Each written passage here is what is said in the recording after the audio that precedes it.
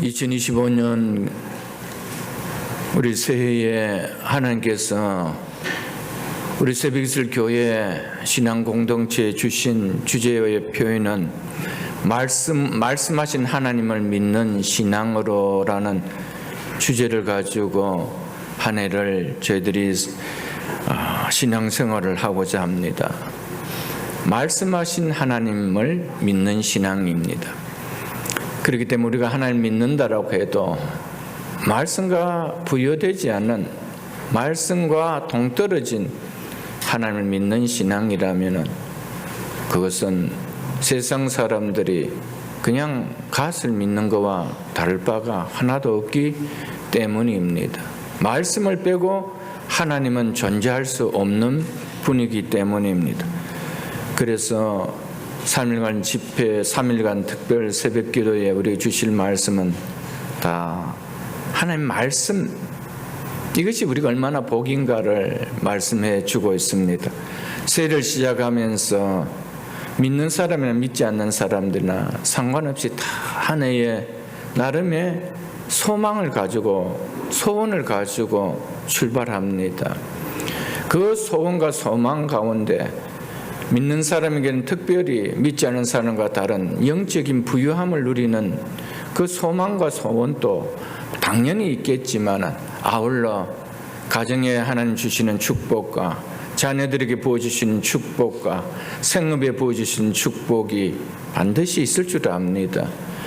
그 말씀을 우리가 3일간 받으면서 하늘의 신령한 복과 함께 땅에 우리에게 주시는 생업의 복, 가정의 복, 후손들에게 주는 복이 어떻게 부어진가를 우리가 받을 수 있는 시간 되기를 축복합니다. 오늘 두 번에 걸쳐서 13절과 18절에 복이 있나니 복되도다 이렇게 말씀하고 있는 것을 우리는 볼 수가 있습니다.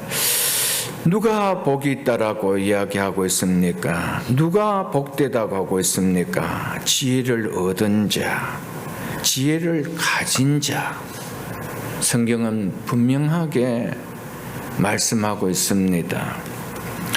13절 이렇게 말씀이 시작되고 있지요. 지혜를 얻는 자와 명철을 얻는 자는 복이 있나니.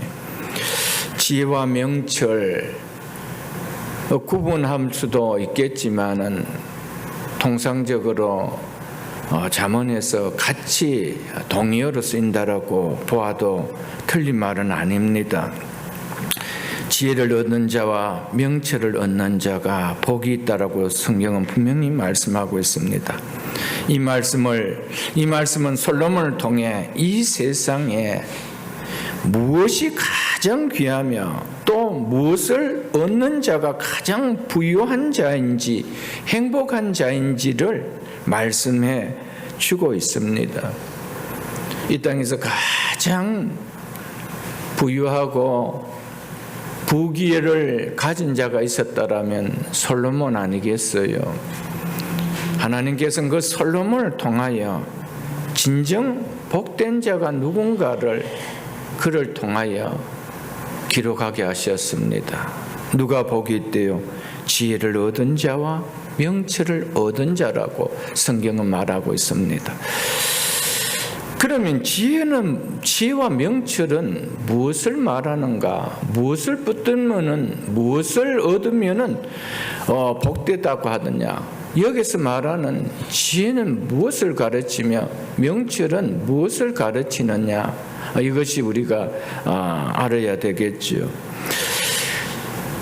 1절로 12절로 전체적으로 문맥을 내려와서 13절을 본다라면은 그것은 여호와를 경외함에 뿌리를 둔 지혜를 이야기하고 합니다.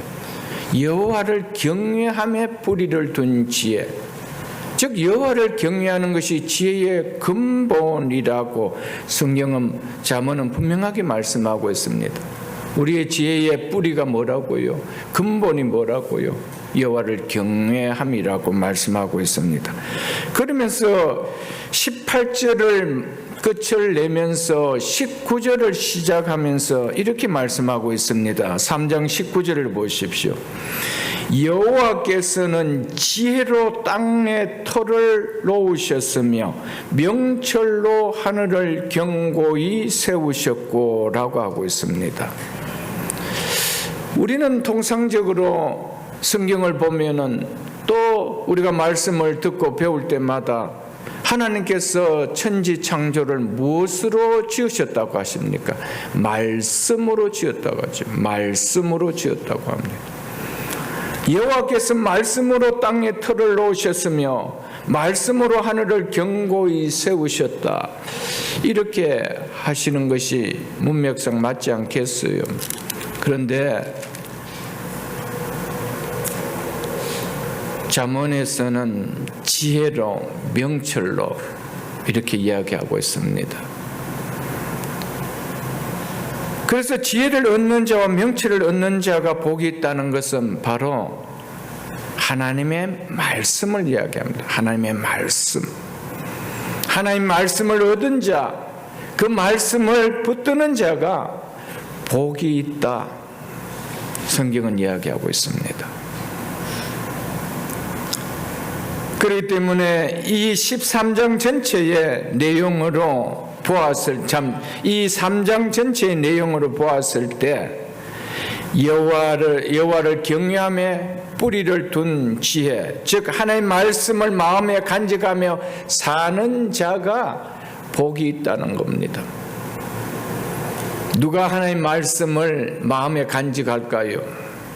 하나님을 경외하는 자죠. 하나님을 경외하지 아니하고 그 마음에 말씀을 두는 자가 있겠습니까? 없는 겁니다. 그래서 신앙생활이라는 것은 말씀과 분리돼서 신앙생활은 하나님을 믿으면 불가능하다는 겁니다. 교회만 나오니까, 교회를 나온 횟수가 이러니까, 교회에서 내가 이렇게 생활을 했으니까, 이렇게 섬겼으니까 우리를 복되다 성경 그렇게 말씀하고 있지 않습니다. 지혜를 얻은 자, 명철을 얻은 자, 그가 복이 있나니. 아멘. 말씀을 마음에 담고 그 말씀을 불기둥과 구름기둥처럼 내 인생을 인도해 주는 하나님의 인도자임을 믿고 가는 한 해, 그 한 해가 복되다는 것입니다. 그래서 14절에 이는이라면 왜냐하면이라는 키로 시작하고 있습니다. 왜냐하면 이유 접속사가 들어갑니다. 왜냐하면 왜 지혜를 얻는 자와 명철을 얻는 자가 복이 있는가? 왜냐하면 지혜를 얻는 것이 은을 얻는 것보다 낫고 그 이익이 정금보다 나음이기 때문이다. 이렇게 말씀하고 있습니다.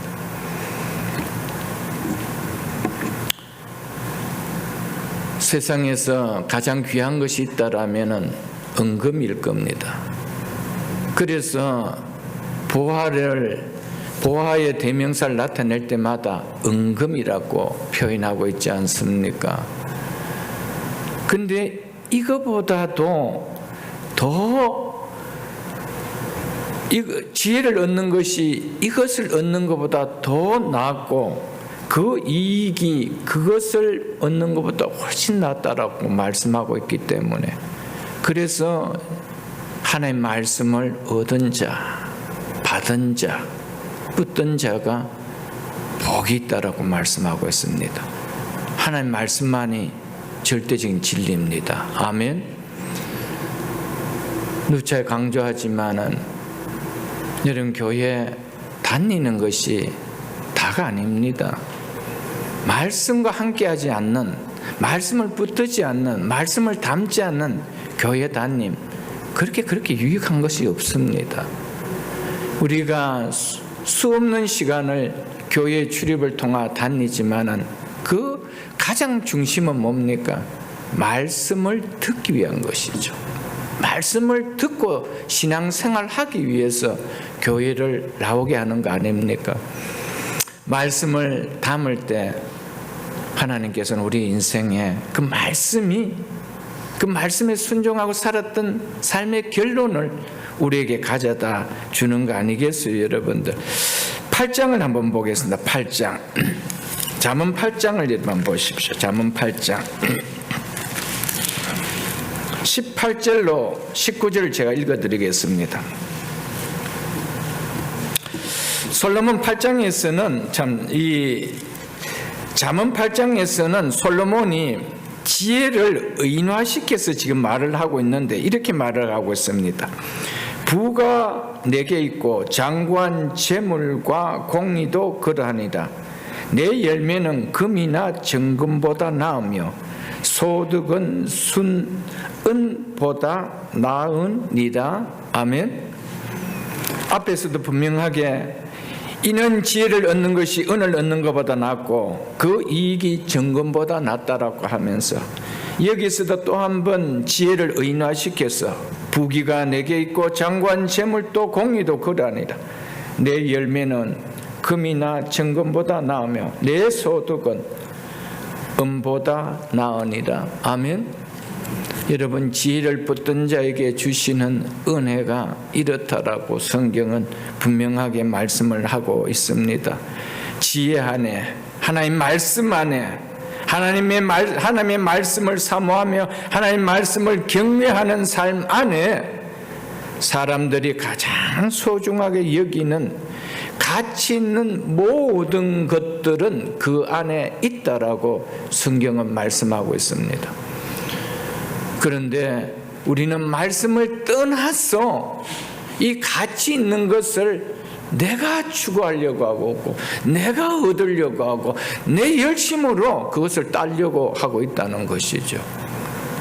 근데 성경은 그 말씀 안에, 그 지혜 안에 너희들이 가치 있다고 여긴 것이 다 들어있다, 이걸 이야기하고 있는 거예요. 이 진리를 깨닫는 것이 복이 있는 것. 그래서 지혜를 얻는 자와 명철을 얻은 자는 복이 있나니라고 성경은 분명하게 우리에게 말씀하고 있습니다. 복은 인간이 추구는 할 수 있지만은 우리가 일궈낼 수 있는 것이 복이 아닙니다. 복은, 복의 근원 되시는 하나님만이 우리에게 주실 수 있는 거예요. 그래서 복의 근원 되신 분은 그분 한 분밖에 없습니다. 우리가 아무리 복을 사모한다고 하지만 우리가 이룰 수 있는 것은 아니에요. 복은 그분만이 주실 수 있는 거예요. 그런데 성경은 하나님께서는 복의 근원 되신 하나님께서 우리에게 말씀하고 있습니다. 지혜를 얻어라, 명철을 얻어라. 그 안에 복이 있다. 아멘. 여러분, 금년 한 해 그냥 교회에 출입하는 신앙이 아니라 말씀을 심령에 담고 그 말씀과 동행하는 신앙 될 수 있기를 주의 이름으로 축복합니다. 그래서 그 열매가 금이나 정금보다 낫다라며 지혜의 가치가 얼마나, 그 가치가 어떠함을 이야기해 주고 있지 않습니까? 14절, 본문 14절에 보면, 왜냐하면 지혜를 얻는 것이 은을 얻는 것보다 낫고 그 이익이 정금보다 나음이라. 낫고 낫기 때문이라고 말씀하고 있죠. 금이나 정금보다 낫다라면 그 지혜의 가치가 어떠하다는 것을 알 수 있지 않나요, 여러분들? 그런데 이 가치 있는 말씀을 너무나 오늘날 교회들 안에 하나님을 믿는다라고 하는 교인들이 하나님 말씀의 가치를 두고 사는 사람이 얼마나 되나요, 여러분들? 그러니까 이 말씀은 그냥 교회 와서 설교 한번 듣는 것으로 족하지, 이 말씀을 내가 묵상하며 이 말씀을 내가 상고하며 이 말씀에 귀를 기울이며 이 말씀을 붙들고 삶을 살며 기도하고 있느냐, 그 수가 얼마나 될 것 같아요, 여러분들? 말씀만이 진리입니다. 그래서 주의 말씀은 내 발의 등이요 내 길의 빛이니라. 아멘 라고 말씀하시지 않았습니까? 그 열매가 지혜를 얻은 자의 그 열매가 금이나 정금보다 낫다라면, 그렇다면 우리가 무엇을 구하며 살아야 할까요? 무엇을 우선 두는 삶을 살아야 할까요? 무엇을 가장 가치 있는 것으로 여기면 살아야 할까요? 정말 모르는 사람이면 모르겠지만은 이 문장의 의미를 아는 사람은 답을 다 아는 거 아니에요. 그것은 지혜다. 그건 하나님의 말씀이다. 당연히 얻잖아요. 그런데 삶에 보여서는 뭐죠? 늘 오답을 쓰고 그게 정답이 되기를 원하고 살아가고 있다니까요. 오답은 오답일 뿐이요. 오답이 정답이 되는 것은 없습니다. 특별히 진리 대신 하나님께서 그렇게 사는 것은 오답이라고 하는데 나는 그것이 정답이라고 붙들고 살아가 봐야 결론은 오답인 거예요. 오답의 결론을 맺는 거예요. 내가 오답을 붙들고 정답이기를 내가 원하고 살아갈 뿐이죠. 그러나 진리이기 때문에 진리는 변경되지 않습니다.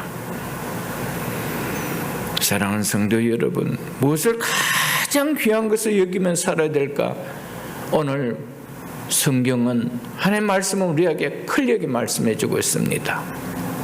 명철을 얻는 자, 지혜를 얻는 자, 그가 복이 있는 자라고 말씀하고 있는 것을 깨달을 수 있기를 주의 이름으로 축복합니다. 그러면서 이어서 또 이렇게 말씀하고 있지요. 지혜는 진주보다 귀하니, 진주보다 귀하니 네가 사모하는 모든 것으로도 이에 비교할 수 없도다. 지혜는 진주보다 귀하대요. 은금보다도 더 귀한 것이 있다라면은 진주입니다. 그래서 귀한 진주 하나를 발견했을 때 자기의 모든 재산을 다 팔고 그 진주를 구했다라고 마태복음 13장에 보면 예수님 비유에 나오지 않아요. 진주가 그렇게 귀한 거예요.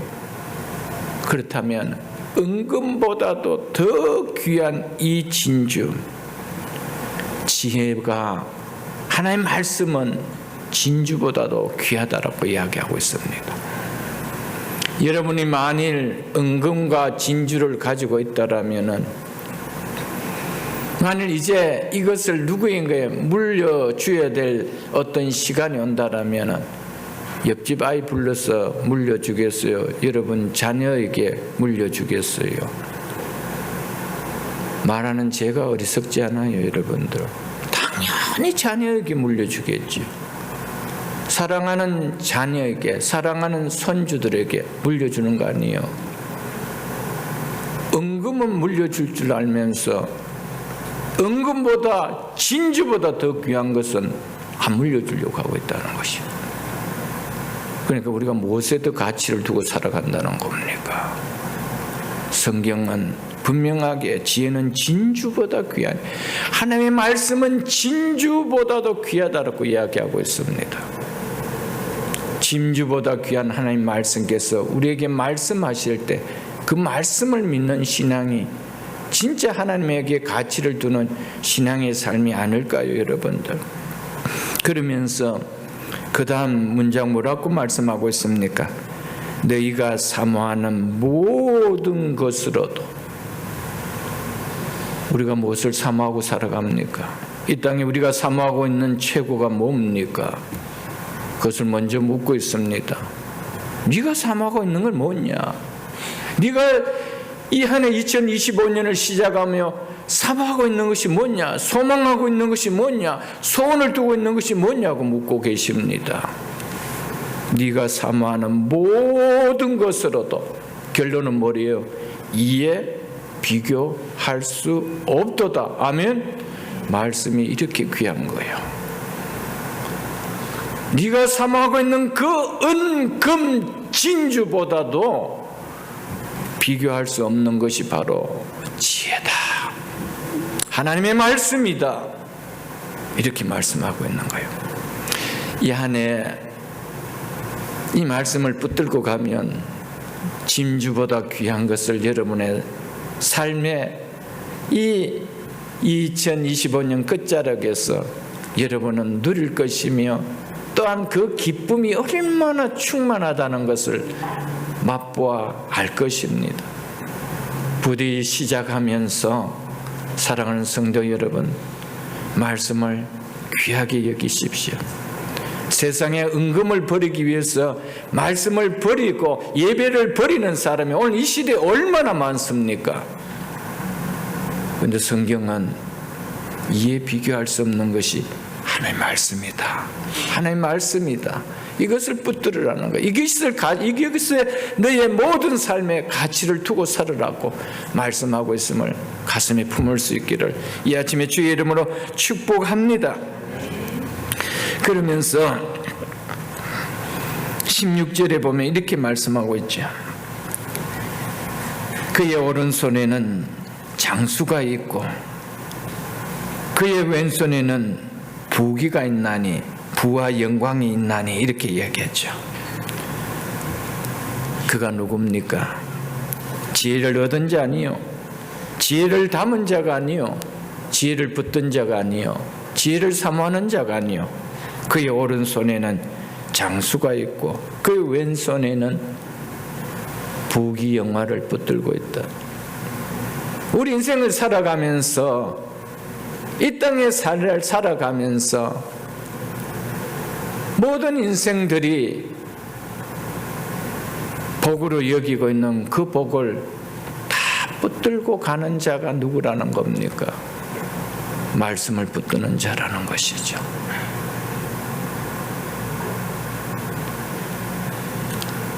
세상 사람은 가장 축복이라고 여기는 것을 그 축복이 어디 안에 다 있다는 겁니까? 하나님의 말씀 안에 다 있다. 이 말씀 속에 다 있다.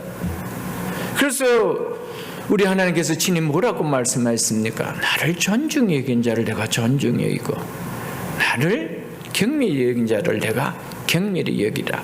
여호와의 말씀이니라. 아멘. 사무엘상 2장 31절에서 분명하게 우리 하나님께서 여호와의 말씀이라고 하면서 나를 존중히 여기는 자로 내가 존중히 여긴다라고 했습니다. 하나님을 존중히 여긴다는 것은 곧 말씀을 존중히 여기는 거거든. 말씀을 배제한, 말씀과 결부된 하나님을 믿으면 그것은 그렇게 말이 되어질 수 없는 것입니다. 말씀이 곧 하나님이시라고 하셨기 때문에 말씀과 결부된 하나님을 믿음이 과연 가능할 수 있을까요? 없습니다. 그래서 태초에 말씀이 계시니라. 이 말씀이 곧 하나님이시다. 아멘. 말씀을 떠난 하나님 믿는 신앙, 그렇게 견고한 신앙이 아닙니다. 그것이 그렇게 바르게 하나님 믿는 신앙이 되어질 수가 없습니다.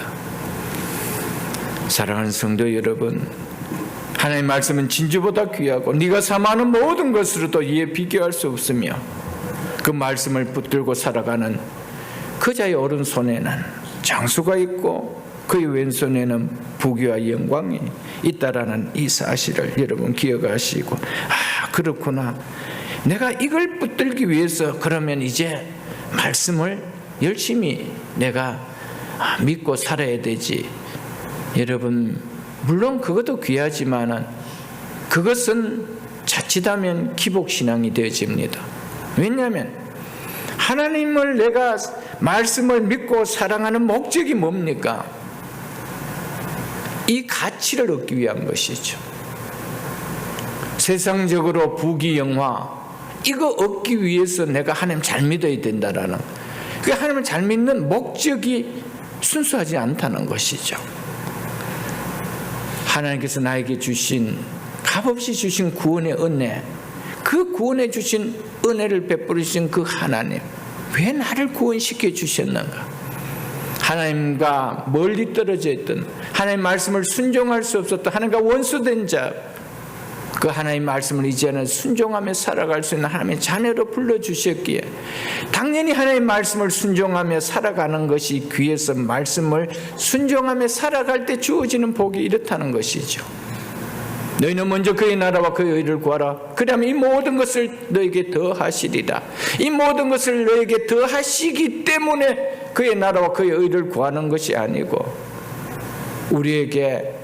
우리의 인생의 우선순위가 그의 나라와 그의 의를 구하는 것이기 때문에 그렇게 살아가니까 그 결과가 이 모든 것이 주어진 것이죠. 이 모든 것이 주어지기 때문에 이렇게 살아야 된다라면 그것은 기복이 되어집니다. 하나님은 그것을 원하지 않습니다. 하나님께서는 하나님 자녀된 우리가 하나님 당신을 원하는 것이지 하나님 손에 들고 있는 선물에 관심을 가져라고 우리들에게 원하고 계시는 분이 아니라는 사실을 우리는 기억할 수 있기를 주의 이름으로 축복합니다. 그럼 17절에 이렇게 말씀하고 있습니다.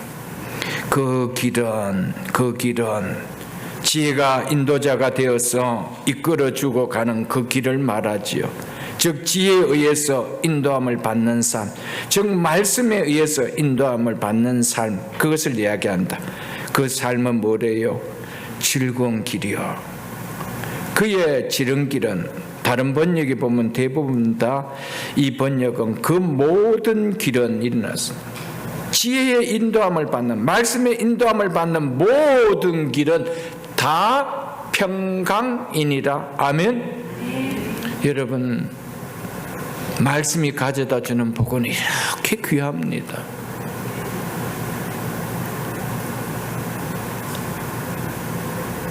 말씀에 순종하며 살았는데 그 인생의 마지막이 눈물을 짜내는 인생이 있던가요, 여러분들? 하나님은 그 말씀의 인도함을 받고 살아가는 그 길은 즐거움이라. 그 모든 길은 다 평강이니라. 우리에게 왜 평강이 없습니까? 왜 우리가 살아가면서 인생에 기쁨이 없습니까?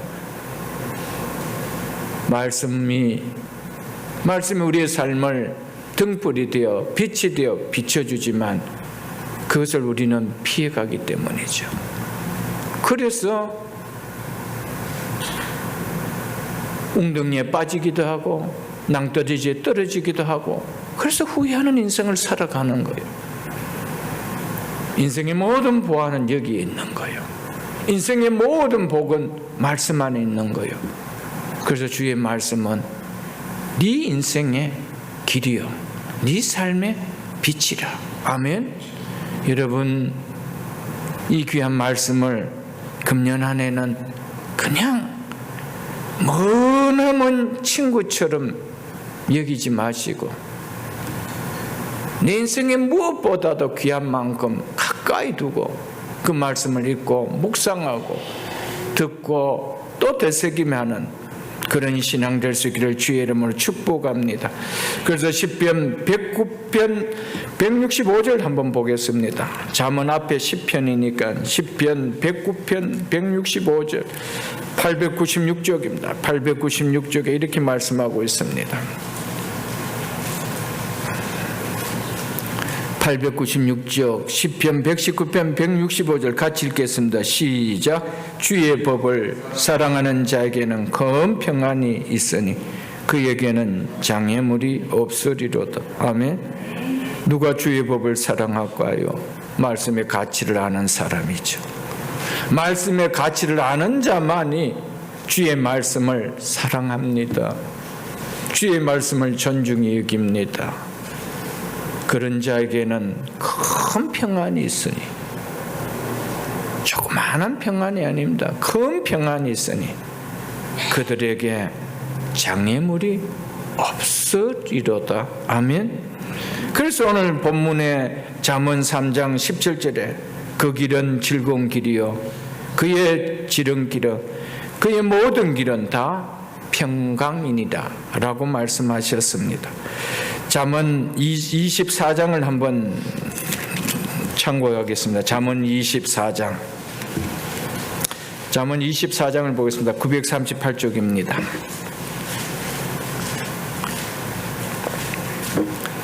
잠언 24장 3절로 4절을 보겠습니다. 잠언 24장 3절입니다. 집은 지혜로 말미암아 건축되고 명철로 말미암아 견고하게 되며 또 방들은 지식으로 말미암아 각종 귀하고 아름다운 보배로 채우게 되느니라. 아멘. 모든 사람은 인생의 집뿐 아니라 가정을 아름답게 세우려고 다 계획을 하고 그렇게 꿈을 꾸고 살아갑니다. 그런데 성경은 집은 지혜로 말미암아 건축되고 라고 하고 있습니다. 여호와를 경외하는 그 지혜, 말씀을 사모하는 그 지혜, 하나님의 말씀으로 말미암아 아름답게 건축됩니다. 명철로 말미암아 견고해진다라고 하고 있습니다. 하나님 말씀이 아니고 가정이 견고해질 수 없고 인생의 집이 견고해질 수 없었음을 분명하게 말씀하고 있습니다. 그러면서 또 방들은 지식으로 말미암아 각종 귀하고 아름다운 보배로 채우게 되느니라 라고 하고 있죠. 잠언서에 보면 지식과 지혜가 동의어로 쓰고 있습니다.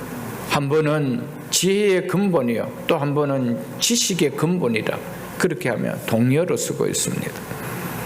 또 방들은 무엇으로 말미암아 각종 귀하고 아름다운 보배로 채워진대요. 지혜로, 말씀으로. 여러분 집에 가면은 방들이 있어요. 방들이 없는 집은 없잖아요. 방들에는 누가 있나요? 내외가 살고 자녀들이 살죠. 또 손주들이 살죠. 사랑하는 성도 여러분, 그 자녀들의 인생의 아름다운 보화는 무엇으로 채워질까요? 무엇으로 채워질까요? 성경은 말씀이라고 하고 있습니다. 지혜라고 말씀하고 있습니다.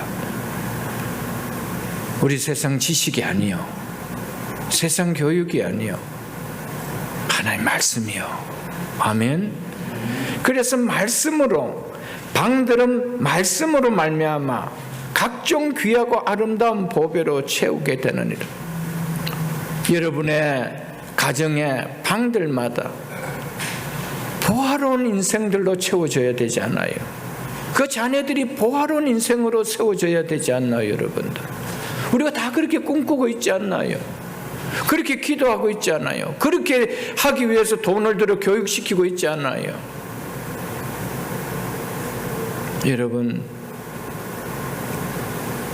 여러분의 방들마다 즐거움이 있고 평강이 있고 정말 보배로운, 정말 소망이 있는 방들로 채워져야 되지 않나요, 여러분들? 집만, 대굴 같은 집만 지어놓고 그 방들마다는 늘 아프게 하는 소리, 근심의 소리, 걱정의 소리만 나온다라면 그 대굴 같은 집이 무슨 의미가 있나요, 여러분들? 그래서 여호와께서 집을 세우지 아니하시면 세우는 자의 수고가 헛되며 여호와께서 성을 지켜주지 아니하시면 파수꾼의 깨어있음이 헛살하다고 말씀. 여호와께서 집을 세운다는 것은 말씀이 세운단 말이에요. 나는 가만히 있는데 여호와께서 세워진단 말이 아니고요, 말씀이 우리의 집을 세워주고 우리의 방들을 보화로 채워준다는 말이에요. 그래서 오늘 본문에서 뭐라고 여러분 말씀하고 있습니까?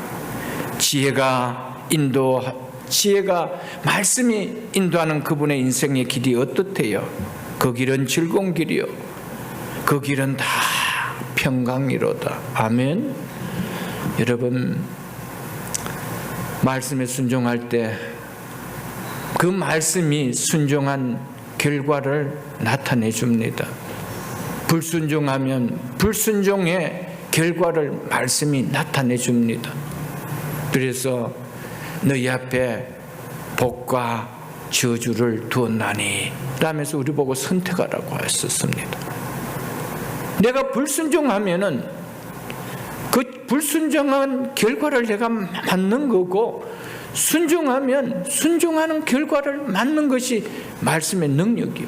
하나님 당신 자신이 말씀이고 그 말씀 자체가 능력이기 때문입니다. 금년 안에 귀한 은혜가 있기를 주님 축복합니다. 여러분의 가정들이, 여러분의 가정의 방방마다 웃음의 꽃이 일어나고 소망의 꽃들이 일어나고 아름다운 보배로 채워지는 그런 한 해가 될 수 있기를 주 이름으로 축복합니다. 마지막 한 절 보고 말씀을 맺겠습니다. 본문 18절에 이렇게 말씀하고 있습니다. 지혜는 그 얻는 자에게 생명의 나무라. 지혜를 가진 자는 복되도다. 여기 지혜를 가진 자는 다른 번역에서는 지혜를 붙든 자라 이렇게 말씀하고 있습니다. 사랑하는 성도 여러분, 누가 복되다라고 결론을 내고 있습니까? 지혜를 가진 자, 지혜를 붙든 자, 하나님의 말씀을 가진 자, 하나님의 말씀을 붙든 자. 여러분, 설교 시간만큼, 예배의 설교 시간만큼 말씀이 내 심령에 들어오는 시간이 있습니까? 하나님께서 주의 종을 세워서 말씀을 풀어주고 말씀을 적용시켜주는 그 시간보다 말씀이 들어오는 시간이 있습니까? 그 시간의 말씀을 내가 귀점 밖으로 넘겨버린다면 365일 내가 말씀을 내 손으로 들고 봐줄 수 있을까요? 내가 365일 하나님의 말씀이 내 손에 떠나지 않고 봐진다는 것은 주의를 통하여 말씀이 내 속에 임했기 때문입니다. 그 말씀이 내 속에 너무 복으로 누려지고요, 은혜로 누려지기 때문에 내가 그 말씀이 주중에도 봐지는 거예요. 그런데 예배 가운데 말씀이 들어오지 않는다라면 365일이 아니라 세상 떠날 때까지도 그냥 성경은 그냥 성경으로 있는 거예요. 말씀만이 우리의 집을 세우고 말씀이 우리의 집을 견고하게 하고 방들마다 아름다운 것들로 보화들로 채워진다는 사실을 깨닫고 이 말씀을 붙드십시오. 그러면서 결론은 지혜는 그 얻는 자에게 생명나무라. 아멘. 생명나무라. 말씀을 떠난 구원이 있을까요? 교회만 열심히 다닌다고 구원이 있을까요? 구원은 보이는 건물인 이 교회당 건물에 있는 것이 아니고 말씀 되시는 주님과 연합될 때 구원이 일어나는 거예요. 그렇지 않나요? 내가 정말 주님과 연합된 자라면은 말씀은 그분과 연합되지 않을 수가 있나요? 그래서 말씀이 생명나무라. 아멘. 우리의 영혼의 구원뿐 아니라 이 땅에서도 우리 모든 삶에 생기가 넘치는 생명의 나무로 역사하시는 것이 뭡니까? 말씀입니다. 말씀이 가정에 심길 때 우리 가정에 생명나무가 있는 것이고, 우리의 말씀이 내 사업체에 있을 때 그 사업체에 생명나무가 있는 거고, 그 말씀이 우리의 자녀들 속에 심길 때 우리 자녀들 속에 생명나무가 일어나는 거예요. 죽은 나무가 아니요, 생명의 역사가 일어나는 거예요. 말씀만이 생명의 역사가 일어나고, 그래서 그 말씀을 붙드는 자, 가진 자가 복된 자다라고 하신 이 말씀을 가슴에 풀고 금년 한 해 우리가 2025년을 시작하면서 무엇으로 시작해야 되는가를 명쾌하게 하나님 우리에게 말씀해 주시는데, 이 말씀을 멀리하지 마시고 말씀을 붙들며 내 자체가 복으로 사는 인생, 우리 가정이 복된 인생, 우리의 자녀들이 복된 자녀들이 되어지는, 이 교회가 복된 교회가 되어지는 이런 복된 한 해가 될 수 있기를 주 이름으로 축복합니다.